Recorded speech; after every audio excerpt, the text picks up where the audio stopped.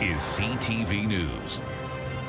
Good evening and thank you for joining us. Hope you filled up today because as forecast, there was a bit of reprieve at the pumps, but experts say the price of gas is going up again before morning. Here's CTV's Rahim Ladani with more. Lining up to fill up. It's 10 cents cheaper today, so I like that. Drivers are taking advantage of the drop at the pumps to save as much money as they can. Last time I filled up, it was almost $80, and normally it's like 55 or so it's crazy. The price per liter has dropped up to 15 cents at some gas stations across the GTA, linked to the geopolitical tensions in the Middle East. It's all moving on the mood swings of President Trump. The announcements he makes, whether the Iranian war there's going to be a peace situation or not. Oil experts say the price at the pump reflect what happened in the market 2 days prior. Gas prices are expected to rise again on Thursday, but with talks of a potential ceasefire ongoing, there may be more relief for drivers on the horizon. It looks like markets today are convinced something good is going to happen, and that means that after tomorrow, in other words, Friday, we could see another 7 or 6 cent decrease. That would be welcomed by drivers who rely on oil and continue to be caught in the middle. We have to fill up because we have kids to drive to schools. It's really put a damper on my monthly expenses, and it's really effed up my budget a little bit, you know? Budgets and wallets aren't just being squeezed at the pump. The price of oil has a ripple effect on anything that needs to be transported. You know how it translates into other things, like how it affects the grocery and all? That's I do care about. Forcing people to closely watch every penny. Rahim Ladani, CTV News. According to gaswizard.ca, tomorrow we could see some of the biggest increases at the pumps in weeks. Regular fuel is projected to jump 7 cents a liter to around $1.70. Premium is expected to rise 5 cents, while diesel could spike 12 cents to more than $2.27 a liter. The increase would push local prices back above the provincial average heading into the weekend. Thursday will also see the Ford government unveil its budget with word it will expand an HST break to home buyers. CTV's Queen's Park Bureau Chief Siobhan Morris has more. It's a second attempt at waking up Ontario's sleepy home building industry. Expanding a tax break for buying a new place introduced just 4 months ago. We will be rebating the full HST for all new homes, no matter if you're a first-time buyer, second, or a 10-time buyer, you're getting the HST deducted. For a limited time, buyers can knock a maximum of $130,000 off the cost of a new house or condo. The rebates scale down after a $1.5 million home. The hope is to spur construction of 8,000 new addresses. Please, get everything together. You have 1 year. The move costing Ontario an extra $1.4 billion. One of the line items when the Ford government introduces its budget Thursday. There's already been billions of dollars announced to support colleges and universities while scaling back OSAP grants and unfreezing tuition. There's $60 million for classroom supplies that elementary teachers will be able to pick themselves, and more cash to help connect every Ontarian with primary health care. Look at this selection. The finance minister choosing a Canadian-made tie to wear when delivering his spending plan. It will be the first with a full year under U.S. tariffs, a time when Peter Bethlen-Falvey acknowledges a lot of what was familiar has been upended. Many people, are hurting. Their costs of everything is very high, and that's why we've been very focused on affordability. Not increasing taxes as other provinces have this budget season. So no new streams of revenue coming in, and the finance minister has said his budget won't include any cuts. So in a precarious economic environment, the question is, how deep could Ontario's deficit and debt go? They have been wasting billions of dollars on their pet projects, and now they don't have the resources and the fiscal capacity to do the things that people need. And even with the debt approaching $500 billion, a projected deficit of $8 billion, that list doesn't stop. We need to see some strong affordability measures in that budget. We need the government to address in a real way the hallway healthcare crisis that we have in this province. At Queen's Park, Siobhan Morris, CTV News. At the same time, a new poll suggests many in Ontario don't like the Ford government's proposed changes to freedom of information laws. The poll, conducted by Abacus Data on behalf of CUPE, found 60% of respondents opposed the changes, which will see the records of the Premier, cabinet ministers, parliamentary assistants, and their offices no longer subject to public disclosure. 24% of respondents say they support the change, while 16% are unsure. Among progressive conservative voters, only 1 in 3 support the changes, with 53% saying MPPs should vote against the proposal. The Premier has dismissed criticism and argued the changes bring Ontario in line with other provinces and the federal government. And with all that going on inside Queen's Park, outside today, representatives from the Essex Region Conservation Authority showing up in a last-ditch effort to save the group ahead of the budget tabling. The province is amalgamating Ontario's 36 conservation authorities into 9 regional bodies, a move they say will reduce administrative duplication and redirect resources to the front lines. IRCA has joined Watershed Conservation Coalition of 74 professionals against it, describing the plan as ill-conceived and a threat to resource management. The board chair isn't confident their concerns will be addressed. Yeah, I'm a little defeated, but at the same time, I'm not giving up. I literally will stand fighting until the very end. So we won't have much say if this amalgamation happens. It'll just kind of just ruin our local governance, in my opinion. In Windsor today, plans for a new housing development unveiled in the downtown core. For the details, we turn to CTV's Chris Campbell. A downtown parking lot that sits mostly empty will soon be home to dozens of new residents.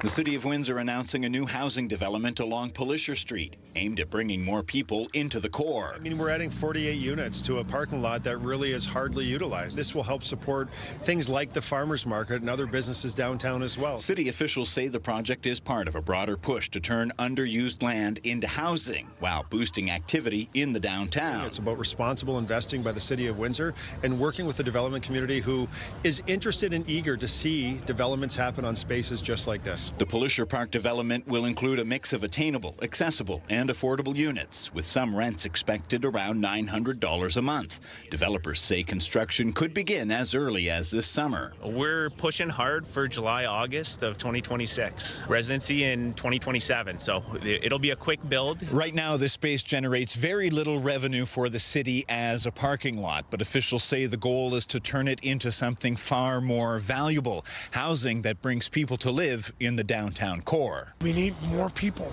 More people solves everything. And it's no secret that from day one, you know, the idea for me was to turn downtown Windsor into the most vibrant neighborhood in the country. We're going to bring you downtown and we're going to leave you here, right? And that's what we need. Not everyone is without concerns. Some nearby residents say they're watching closely, particularly when it comes to traffic and how the development fits into the neighborhood. I'm just a little concerned about any of the extra traffic. Other than that, I'm thrilled that they're actually developing the property. City officials say projects like this are key to tackling housing demand and reshaping the future of Windsor's downtown. Chris Campbell, CTV News. In a Windsor courtroom today, a man accused of second-degree murder taking the stand in his own defense with a wrap of what he said. Here's CTV's Michelle Molesky. Today on the stand, Malik Kalu walked the jury through at least 6 interactions, including physical fights between himself and Daniel Squalls in the 5 years before the fatal shooting. Kalu believes Squalls opened fire on him in a non-fatal drive-by shooting, and he also alleges Squalls threatened him with a weapon, which led to a brief car chase in the city. After that, Kalu told the jury his father got him a gun so that he could protect himself. 24-year-old Daniel Squalls was shot at least 6 times on November 28, 2022. It happened on Hannah Street near Parent Avenue. Kalu, now 30, has admitted to his actions, but is hoping to be convicted of manslaughter instead of second-degree murder. The day of the shooting, Kalu says he went to Squalls' home thinking he was getting his daughter for an overnight visit. But he admitted he took his gun with him in case he was, quote, being set up. When Squalls arrived, the child wasn't with him, so the men got into an argument. Kalu believes Squalls was armed while telling Kalu his child had been moved to the United States and that Squalls was her new father now. When he said, "I was never going to see the child, I just lost my mind," Kalu testified today. "I was seeing red," he told the jury. "I look down and I see there's nothing in Daniel's hand, and I just knew that I ruined everything." Kalu doesn't recall how many times he fired the gun, saying it was all a blur. But he does remember being shocked when he saw that Squalls didn't have a gun in his hand as he lay on the ground immediately after the shooting. Cross-examination will continue on Thursday. Michelle Molesky, CTV News. Windsor police are searching for a suspect after they say a woman was sprayed with bear spray in South Walkerville. They say it happened just before 7 Saturday morning in an alley near Lincoln Road. While the victim was walking to her vehicle, a man is said to have approached her and sprayed her in the face. Investigators say the suspect, a white man, fled northbound through the alley wearing all black clothing, a face mask, and white shoes. The woman was treated at the scene. Meantime, in LaSalle, police are trying to track down 3 people said to have been involved in a theft from a business. Find those details over on ctvnewswindsor.ca. And in Leamington, the decision to backtrack on a bid for a provincial sporting event could be costly. The municipality is instead prioritizing ice time for a local hockey team following pushback from fans. CTV's Robert Lothian explains.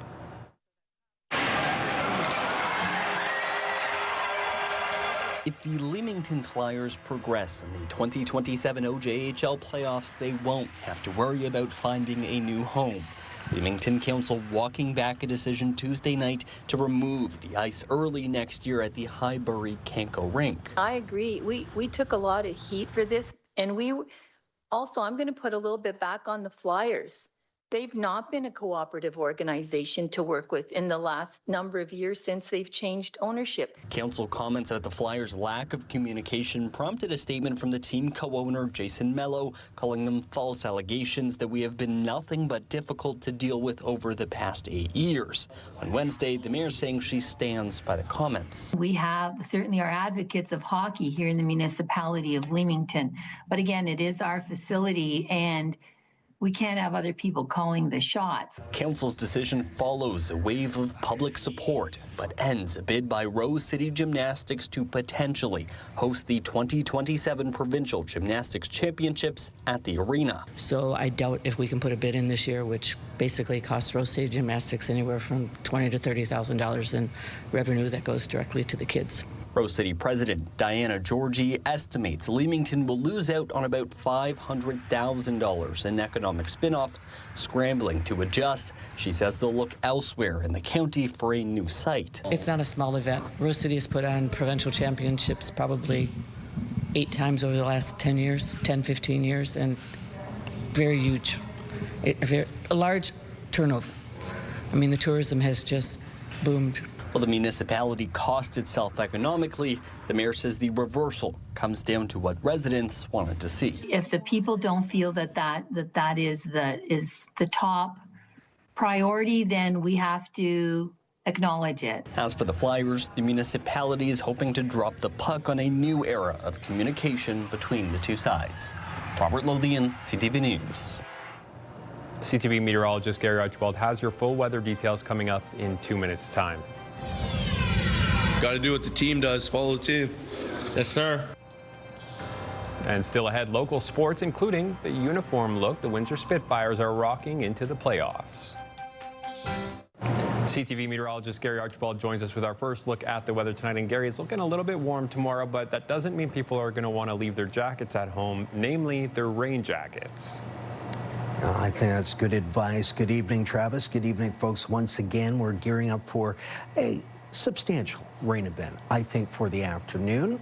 It might even begin in the late morning, but say 3, 4, 5 p.m. and onward, rainy and stormy. By stormy, I mean thunderstorm activity. Today was a mild day, 5 degrees above seasonal, and relatively quiet and calm towards dusk. It was pleasant, mostly cloudy during the day. The result of this system moving through snow, accumulating snow in northern, central, and eastern Ontario. Meanwhile, we may have been grazed by some light shower activity, even some virga. Of course, that's rain evaporating before it hits the ground. Now, the good news is we're in a bit of a wake, a bit of a lull, if you will, mostly clear through the overnight, and then whammo. storm moves right through extreme southwestern Ontario. It will be a mild day, a cloudy day, a humid day, and an active day. I'm projecting that most of the heaviest bands of rainfall come late in the afternoon. It may start midday-ish, but the thunderstorm and steadier bands come in towards the latter stage of the afternoon around dusk and then beyond that point. So, a blanket of rain from Michigan moving east into southern Ontario and further east from there. The overnight low is mild under mostly clear conditions with a light breeze, southwesterlies, keeping temperatures well above the freezing mark, so that's good. Here's the breakdown for tomorrow. Starts off with a mixture of sun and cloud by 8 a.m. up to 6 degrees Celsius. Southwesterly flow, that's the warm, moist air. And then by midday, we are windy, gray and wet. And look at those temperatures, 15. We could see 18 degrees by, say, 3 o'clock. By 5 p.m., a degree cooler, but there's your storminess. Rain, thunderstorm activity, windy. Possible northeasterlies sustained at 30 with higher gusts in the 50 range. Here's a breakdown for the next 7 days. Highs and lows anticipated. The icons displaying the predominant conditions. We are warm, stormy, and then cold, sunny, and then mostly cloudy day with flurries, still cool, then sunny, warming up, then sunny and fair weather cloud, and warming up a little bit more, and then cooling off with rain. And then sunny for the most part again, and then warming up. I had to take a gravel. I always think I'm going up and down, get seasick or on a roller coaster ride looking at these temperatures. Goodness. Let's look at your weather. Travis? Thank you, Gary. Provincial pushback continues on the file of supervised consumption sites, with new data indicating more people are overdosing and possibly dying in Ontario since many were closed. CTV's John Woodward has more from Toronto. These 6 former Toronto mayors didn't agree on much over the combined 37 years they ran this city, but they do agree on one thing: supervised drug consumption sites should stay open. Writing in a joint letter Wednesday, these decisions to close sites which provide integrated health and social services as well as facilities to test drug supply have caused much physical harm and death and have resulted in increased public expenditures without resulting in any positive impacts. The letter in response to the Ford government's move to close sites close to schools and daycares in the wake of a 2023 shooting at one site in Riverdale where a mom of 2 was hit by a stray bullet. But those closures may have led to even more deaths, according to new data unearthed by healthcare researcher Jillian Kola. We're definitely seeing an increase in the number of calls to EMS. She found paramedics have reported more calls for overdoses, up 69% across Ontario, 82% in Toronto, and 200% in Hamilton. ER visits had been trending down 47% before the closures, and after appear to have risen 67%. While Ontario's chief coroner reported opioid-related deaths had risen from 108 in April 2025 to 129 the following October. What I'm signaling is we're seeing a change in the trends, and it's going in the wrong direction. The view from the front lines, grim. More people are using in libraries and other public washrooms and spaces where they know people would find them. Ontario's health minister says the replacement facilities, known as heart hubs, are working. We're getting great outcomes from it. And we continue to see community concern with the remaining consumption and treatment sites. Whoever the former mayors are totally wrong. Ontario's premier saying a different study by an Alberta Crown corporation justifies his decision to defund and close 6 more sites. We're going to help these people rather than just giving them more drugs, more needles, encouraging drug use. Around 17 people a day die across Canada thanks to a toxic illicit drug supply. We need all hands on deck. We need treatment. We need harm reduction. We need all of these things together because we're in the midst of a massive crisis. A crisis the numbers seem to indicate is getting worse. John Woodward, CTV News.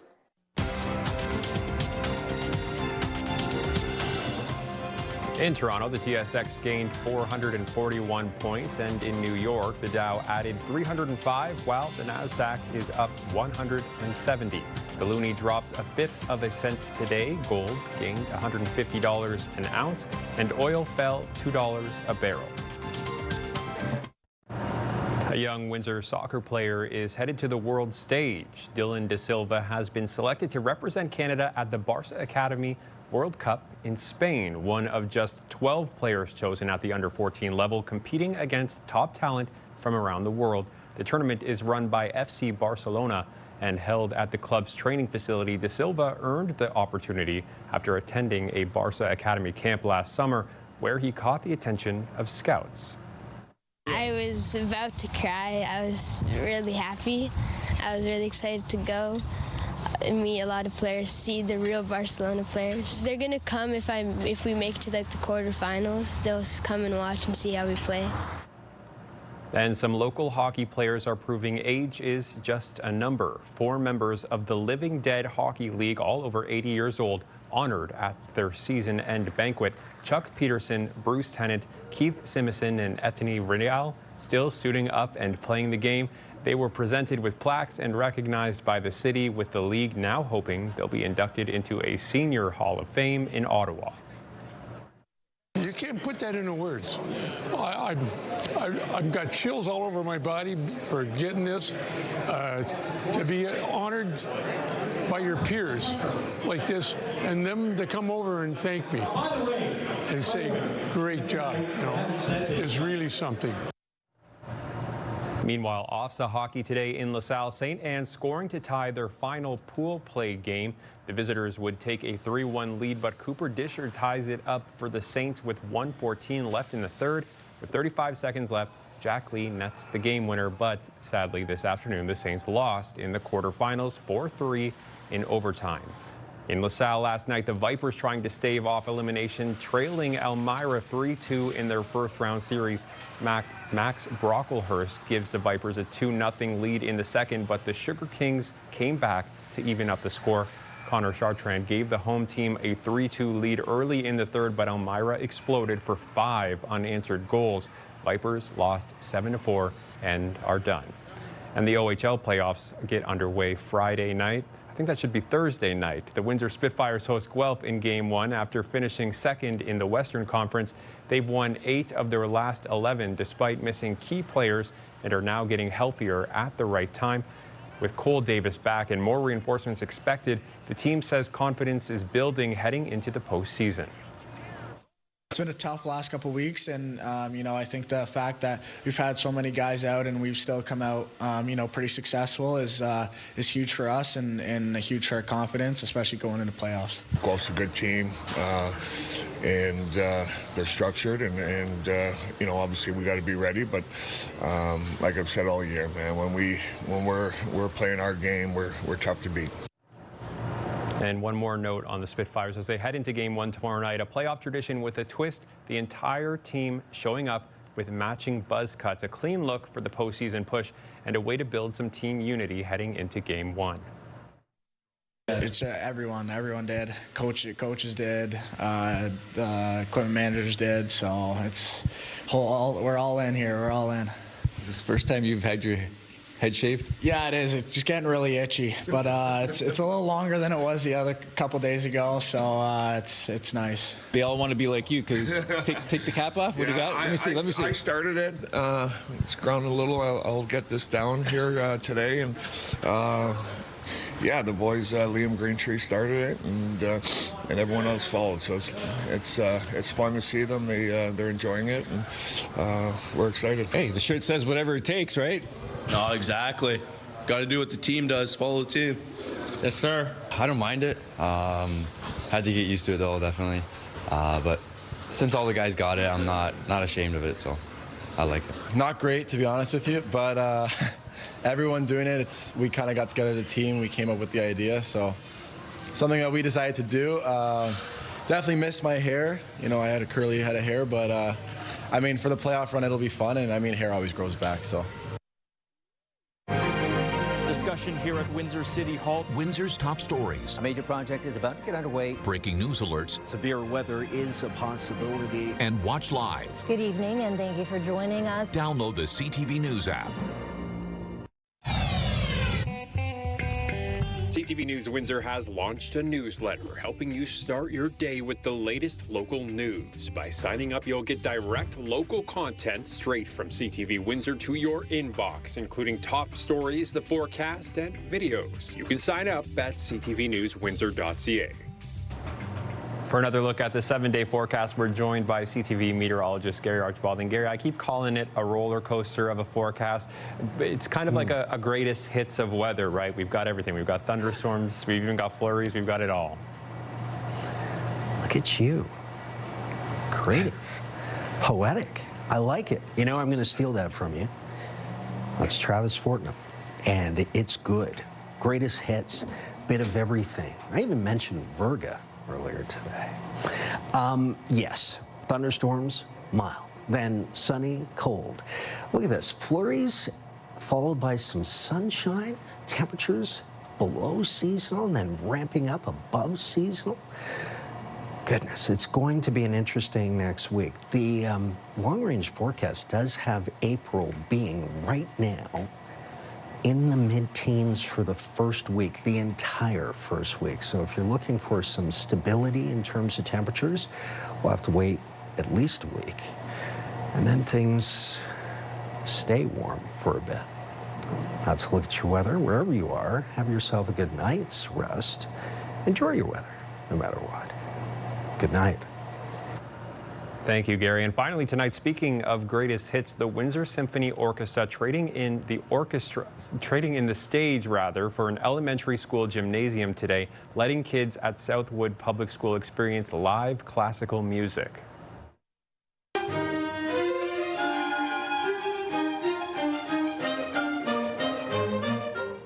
It's part of a series of performances the orchestra is doing in partnership with the local school boards. The hope is that exposure in the school setting will further enhance learning, creativity, and interest in music and arts. We can see the spark of inspiration in these kids' faces, and a lot of them are just picking up instruments for the first time. A lot of them will be joining our youth orchestras at Windsor Symphony in upcoming years, so it's a very exciting experience for all of us. That's our time for tonight. I hope you'll join us tomorrow. For now, I'm Travis Fortnum. Take care.